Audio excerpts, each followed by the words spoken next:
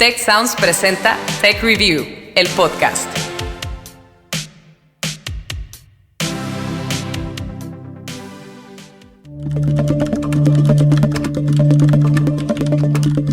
Bienvenidos a un nuevo episodio de Tech Review, el podcast. Historias para mentes curiosas. Yo soy Ana Torres y en esta ocasión vamos a hablar de emprendimiento. Si les ha interesado darle clic a este episodio, es porque seguro han tocado base con otros podcasts sobre el arte de emprender. Pero aquí les vamos a dar el paso a paso para iniciar. Probablemente ya tienen una buena idea de negocio, pero se estarán preguntando, ¿y ahora qué sigue? ¿Cuál es el primer paso? Para empezar, vamos a definir qué es emprender. Raúl de Anda, cofundador de la aceleradora de negocios Unreasonable México, nos da su definición. Esta forma de generar modelos de negocio basados en la creatividad, que resuelvan un problema profundo y que tengan un potencial alto de escalabilidad. La clave del proceso emprendedor radica en dos elementos. El primero, tener una idea original y legítima. El segundo, que resuelva un problema o atienda una necesidad común. José Antonio Tamés, docente en el Departamento de Emprendimiento del Tecnológico de Monterrey, profundiza en este proceso de dos pasos. Regularmente las ideas para que generen emprendimientos surgen de diversas maneras, pero las más comunes son que algunas personas o quien está viendo qué sucede en su medio ambiente, qué sucede en el ambiente que está cercano a él, pues empieza a detectar que hay algunas oportunidades. ¿Por qué? Porque existe alguna problemática que padece en cierto sector de la población o cierto segmento del mercado, o que no existe algún tipo de producto o algún tipo de servicio que podría ser atractivo. Así es como los emprendedores se van imaginando que pueden dar al mercado. Si lo primero es tener una idea de negocio, ¿de dónde salen esas ideas? ¿Alguien las vende? ¿Dónde se compran? Escuchemos los testimonios de un par de emprendedoras. Habla Marisol Pulido, ella es directora y fundadora de Sal de Aquí, empresa de sal gourmet con base en Colima. Trabajé muchos años en transnacionales y en la última empresa decidí salir, tomarme un año fuera de México. Le llevé productos mexicanos a mis amigos, la mayoría eran franceses, y entonces se me ocurrió llevar mezcal y llevar sal de gusano. Cuando ofrecí los productos, pues me di cuenta que la gente estaba así enloquecida por la sal de gusano y el mezcal. Decidí empezar a hacer mi propia línea de sales, empezando con gusano de maguey y con chapulín. Yo hice las recetas, al principio pues yo hacía todo, la maquila y la cobranza y la prospección de clientes. Ahora escuchemos a Cristina Clocchiati, quien nos cuenta cómo surgió Grillium, empresa de alimentos a base de grillos, de la cual es cofundadora. Todo surgió hace 5 años, justamente cuando uno de nuestros socios, Alejandro de la Brena, estaba casi por terminar su carrera en biotecnología, pero siempre había tenido como este interés muy fuerte por la alimentación. Él desde chiquito tuvo todo un tema de bullying, porque era chaparrito y gordito. De ahí él siempre había estado muy como atento a todo lo que había en alimentos, ¿no? En los supermercados, en las tiendas de conveniencia. Y ya desde ahí se le fue como creando como esto de hay que hacer algo por los alimentos, hay que hacer algo que sea diferente, hay que hacer algo que pueda justamente dar más nutrición a las personas y resolver todos estos problemas de salud que hay. No hay una receta única para crear un negocio, pero en los casos de Marisol y Cristina podemos ver un factor común. Observaron su entorno y pensaron en cubrir una necesidad. Alguien necesitaba o quería algo y el mercado no lo estaba ofreciendo. El camino del emprendimiento no es un tema simplemente de convertirnos en nuestro propio jefe o de buscar nuevos ingresos. Requiere concentración, determinación y mucha tenacidad y paciencia. Por ello, el paso 2 de este ABC para emprender es motivación. como nos lo señala Yandir Matos, director financiero en Bedú, startup de educación basada en tecnología y docente de finanzas y emprendimiento en el TEC de Monterrey. Cualquier persona la puede comenzar, no importa la edad, no importa el género, no importa el estatus socioeconómico, no importa el background, no importa todo eso. Importa que la gente quiera aprovechar una oportunidad y se haga de los recursos necesarios para desarrollarlo. Pero no cualquiera lo puede continuar, y no por el ejercicio de que esté limitado para algún tipo de persona, sino porque las probabilidades están en contra de la persona, ¿no? Muchas veces es más fácil conseguir un trabajo, buscar un trabajo, que muchas veces más fácil es todos esos caminos alternos, y la presión que enfrenta un emprendimiento requiere de un nivel de paciencia, de perseverancia y de tenacidad que es difícil que casi todos lo tengan. Echemos un vistazo a algunos datos. De acuerdo con la radiografía del emprendimiento en México 2020, elaborada por la Asociación de Emprendedores, entre las principales motivaciones está el crecimiento personal y profesional, con un 42%, seguida por la necesidad de solucionar un problema del mercado o ambiente, con un 31%. Y finalmente, encontrar una oportunidad rentable, con un 25%. En ese sentido, hoy más que nunca, hemos experimentado un ímpetu de las personas en iniciar su propio negocio y ser parte del ecosistema emprendedor. Escuchemos a Marisol García, editora en jefe de la revista Entrepreneur. Ahora el potencial del emprendimiento para tanto México y Latinoamérica es enorme. Los números lo confirman, y los estudios justamente lanzaron una investigación que se ha hecho por más de 10 años, pero hace un mapeo de 25 países, y en esos México siempre tradicionalmente ha salido como uno de los que tienen más ímpetu emprendedor, y bueno, esta vez no fue la excepción. El 90%, 9 de cada 10 personas dicen que estarían dispuestas o que quieren hacer o iniciar un negocio. Tech Review, el podcast.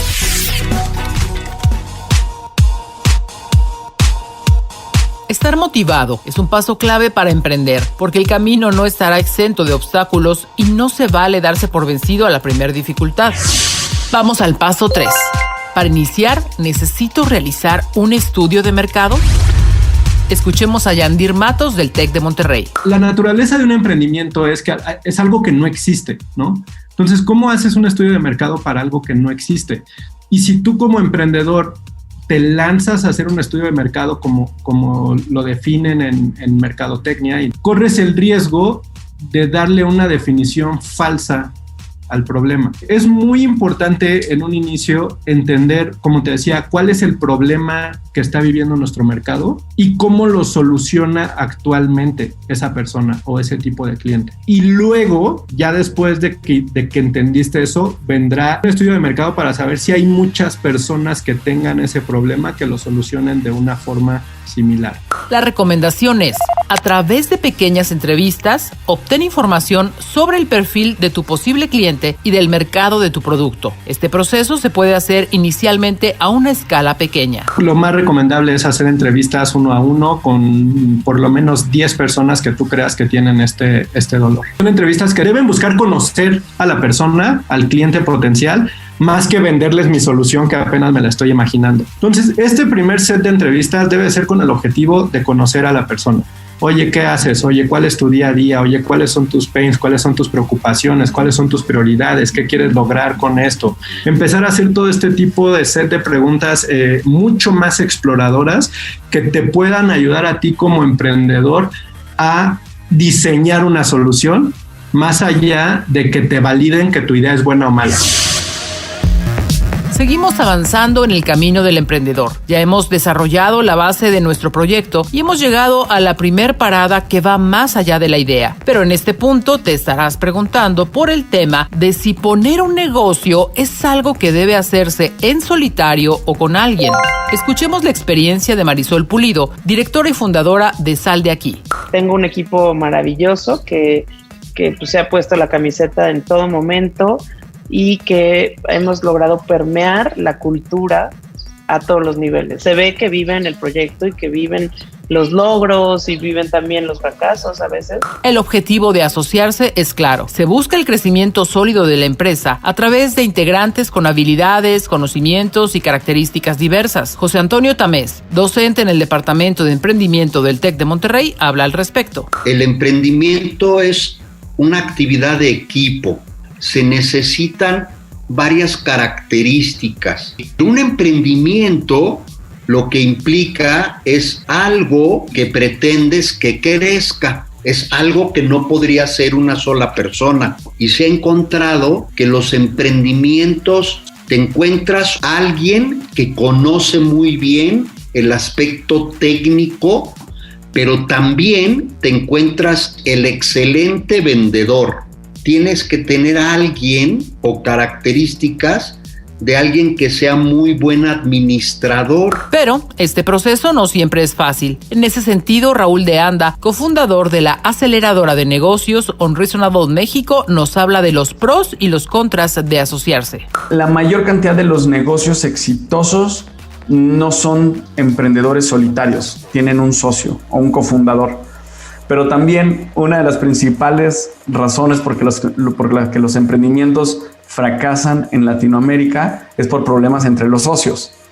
Incrementa definitivamente tus probabilidades de tener éxito, el tener un cofundador o un socio, siempre y cuando hagas las cosas muy bien. Y en este sentido hay dos cosas que diferencian a un equipo promedio de un equipo extraordinario, y es, uno, tener una visión compartida, definitivamente, eso es la primera cosa, y número dos es la habilidad de tener conversaciones difíciles.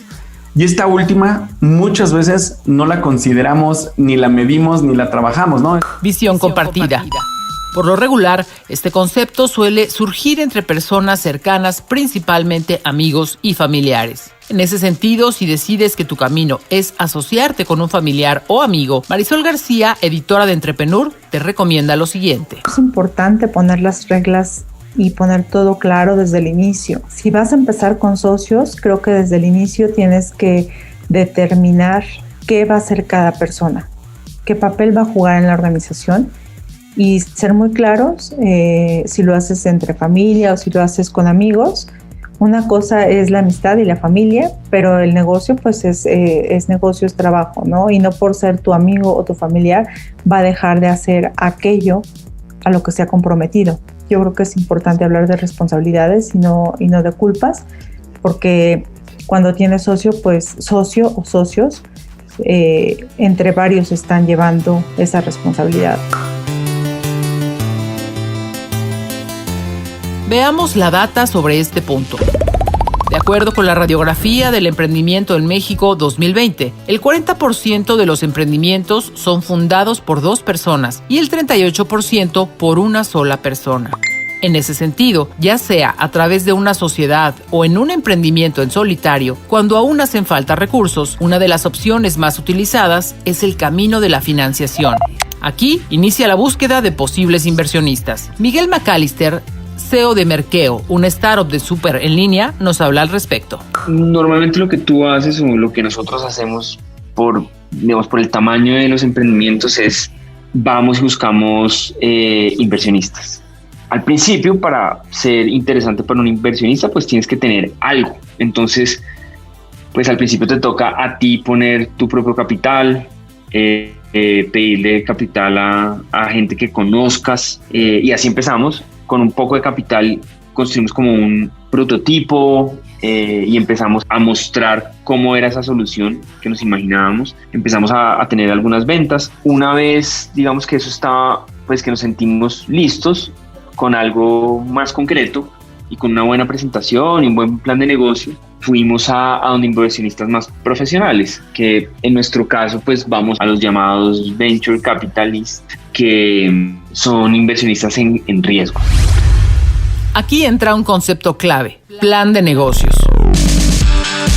Es indispensable tener uno para identificar si nuestro negocio será rentable o no.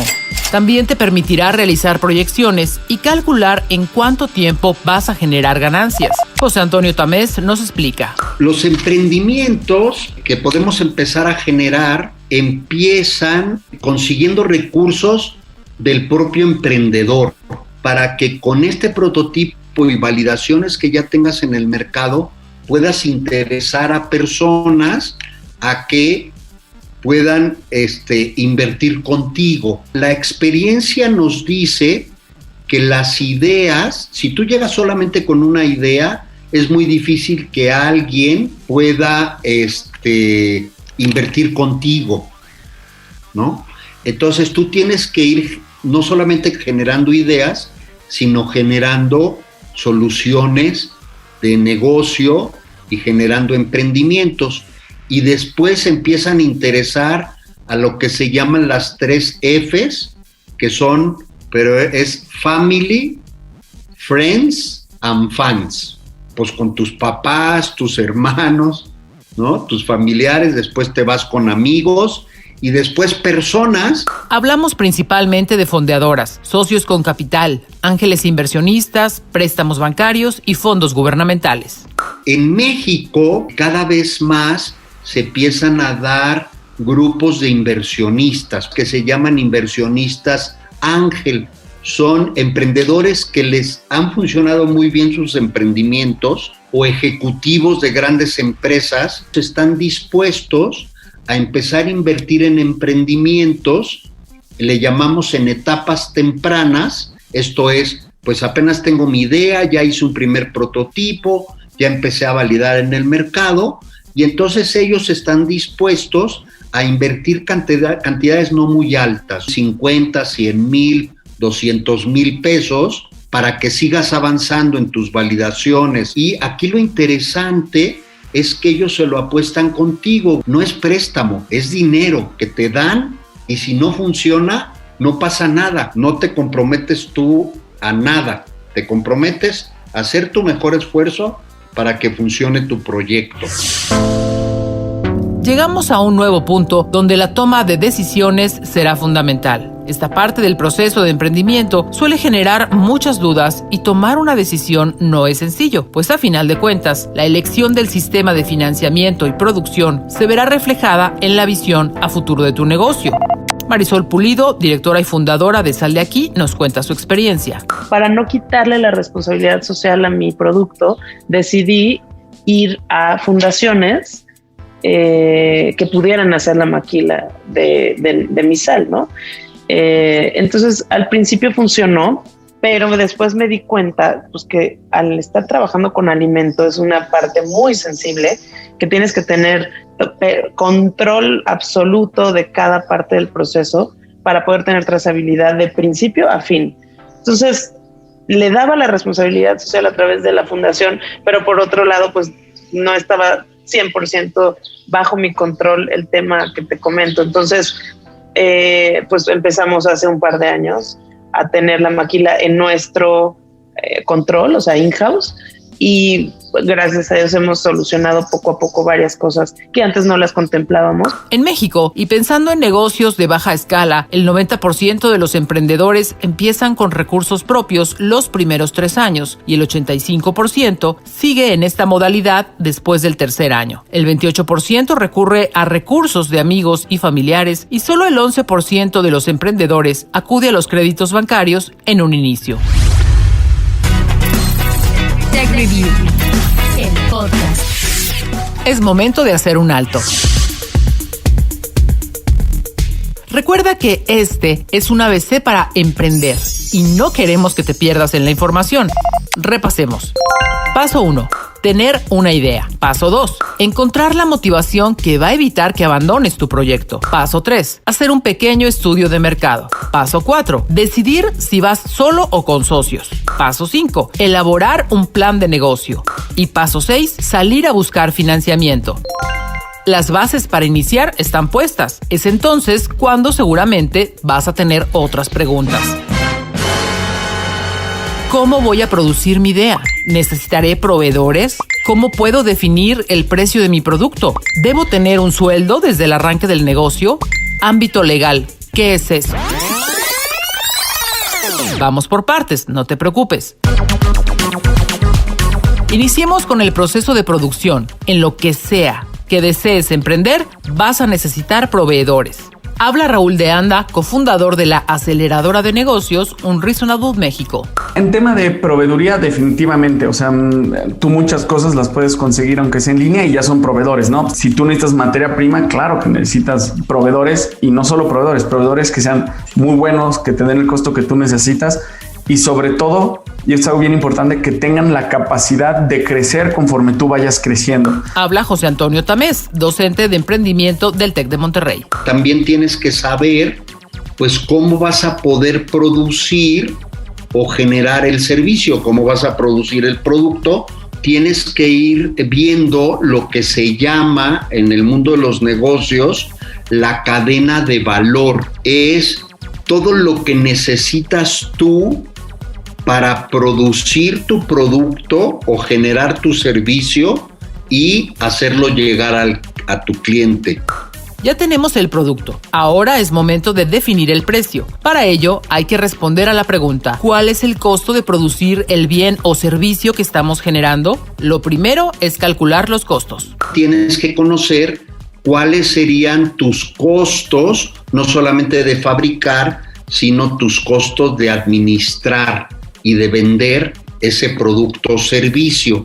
De tal manera que tienes que hacer una proyección de cuáles van a ser tus costos totales, para que puedas hacer cálculos de a qué precio tendrías que vender el producto para que tengas un margen suficiente. El siguiente paso: revisar los precios de los productos que compiten con el mío. Ya que tengas ese ejercicio, tienes que ir al mercado y ver productos iguales, porque puede haber productos iguales o productos similares, cuál es el precio al que se venden. Porque tú no puedes únicamente decir, bueno, pues es que mi producto me cuesta 50, lo tengo que vender a 100 para que absorba todos mis costos y genere mi utilidad, y no me importa la competencia a cuánto vende un producto o servicio similar, porque eso te puede sacar de mercado. El paso final: ajustar tu precio haciéndolo atractivo. Y entonces vas encontrando poco a poco cuál es el precio más adecuado para vender tu producto o servicio.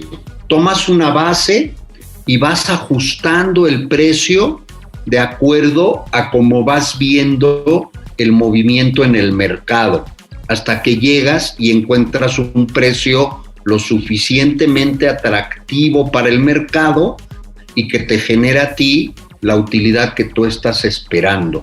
Ahora, ¿es buena idea tener un sueldo fijo desde el arranque de mi emprendimiento? Escuchemos nuevamente a José Antonio Tamés. Cuando tú inicias un emprendimiento, las primeras etapas preoperativas, pues no hay ingresos, ahí ni qué preocuparse, ¿no? Cuando tú ya empiezas a vender, pues es muy difícil que con las primeras ventas tú generes un flujo suficiente de dinero como para que ya te puedas pagar un sueldo. Entonces es muy complicado. ¿Por qué? Porque regularmente las primeras ventas no van a alcanzar a cubrir ni siquiera todos los costos, entonces no puedes sacar de ahí dinero. O si empiezan a pagar los costos, pues no puedes sacarle ese dinero a la empresa, porque si no, pues no puedes reinvertir para seguir creciendo. Entonces es muy común que los primeros meses, pues los que son socios fundadores, pues no puedan cobrar un sueldo. Sin embargo, es recomendable realizar cálculos contables y fijar un sueldo a futuro para saber que sí se están generando utilidades. Yandir Matos, director financiero en Bedú, startup de educación basada en tecnología y docente de finanzas y emprendimiento en el TEC de Monterrey, nos aconseja. Porque todos tus ejercicios de rentabilidad de la empresa deben funcionar pagándote un sueldo. Ya el decidir pagártelo no tiene que ver con cómo optimizas tus recursos durante un tiempo. Tampoco les recomiendo que sea muy amplio ese tiempo. O sea, una persona que no tiene ingresos por vender, por meterle todo a su emprendimiento, termina desgastándose mucho. Finalmente, ¿qué pasa con el ámbito legal? Escuchemos a José Antonio Tamés. El registrar una marca tiene un costo. Entonces yo diría, si yo ya empecé a hacer primeras ventas, es el momento de registrar mi marca, ¿no? Porque registrar la marca tiene un costo. De acuerdo con el Manual Legal del Emprendedor de la Asociación de Emprendedores de México, desde la etapa inicial, el emprendedor podrá proteger sus derechos sobre ella mediante su registro ante el Instituto Mexicano de la Propiedad Industrial. Raúl de Anda nos explica a fondo esta parte. De las segundas cosas más importantes es saber que no están incumpliendo ninguna ley, para que puedan entender ustedes cuál es el marco en el que están jugando. Y esto quiere decir, van a leer las reglas de operación, van a contratar a un experto para que les diga las reglas de operación del juego que quieren jugar. Y de las recomendaciones grandes, hablando de asesorías, es un buen contador. O sea, la parte legal la tienen que tener muy bien estructurada y la parte contable. Y a veces en la legal una de las cosas que se nos olvida es el acta constitutiva. No solo cuántas acciones tiene cada uno y qué porcentaje de la empresa, sino ahí se van a plasmar absolutamente todas las reglas del juego que ustedes quieren para su propio negocio. Concepto clave, el acta constitutiva. Vamos a abundar en esto. Son las reglas internas de toda sociedad que permiten definir claramente los derechos y obligaciones de los accionistas, de tal manera que se sientan cómodos con la gestión de la sociedad. Una vez constituida, cualquier tipo de sociedad se requiere obtener su registro federal de contribuyentes ante el SAT y su registro patronal ante el Seguro Social. Tech Review, el podcast. Como pueden observar, el camino del emprendimiento es largo y está lleno de desafíos. Es Marisol García, editora en jefe de Entrepreneur. Tienes que tener muy claras las metas, ¿no? Y tienes que ponerte objetivos a mediano y largo plazo, así como a corto. Es un camino que siempre tienes que estar ideando nuevas maneras, porque lo que sí es muy claro es que el consumidor siempre quiere más y siempre está buscando novedades y también ese valor agregado, ¿no? Que puede ser desde un producto o servicio o desde la misma forma en que la experiencia que vives. También es un gran camino de crecimiento personal. Escuchemos al docente José Antonio Tamés y a la emprendedora Cristina Clocchiati. Generas muchas competencias que tú no te imaginabas y entonces creces mucho como persona y como profesional. Un emprendedor no le teme al fracaso porque sabe que el fracaso es una manera que ya aprendió de no hacer las cosas. Siempre va a haber alguien que te va a decir, no funciona, no es buena idea, no lo hagas, o sea, olvídalo.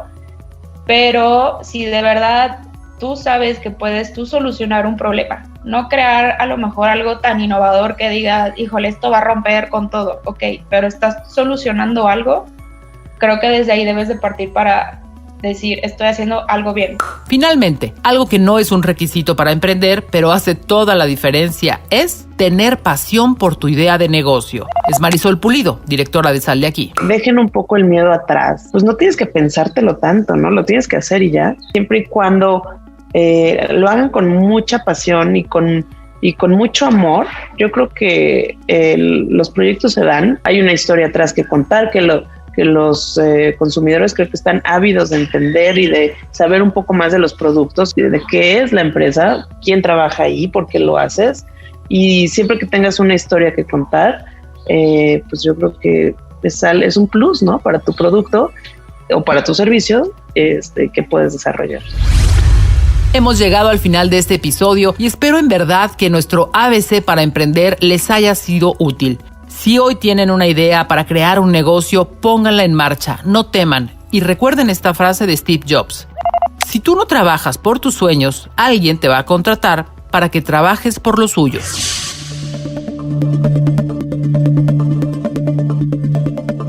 Este podcast parte de la barra de Tech Sounds, una serie producida por el Tecnológico de Monterrey. ¿Quieren proponernos un tema o darnos una opinión sobre este episodio? Anoten por favor mi correo personal y escríbanme directamente con todas sus inquietudes y comentarios. ana.torresmoya@tech.mx. Gracias y hasta la próxima.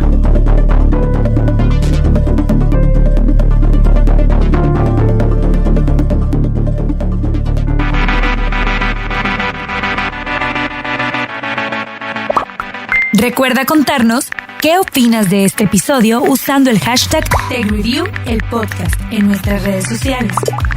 TechReview MX en Facebook y @TechReview en Twitter. También te invitamos a seguirnos en Instagram y LinkedIn como TechReview.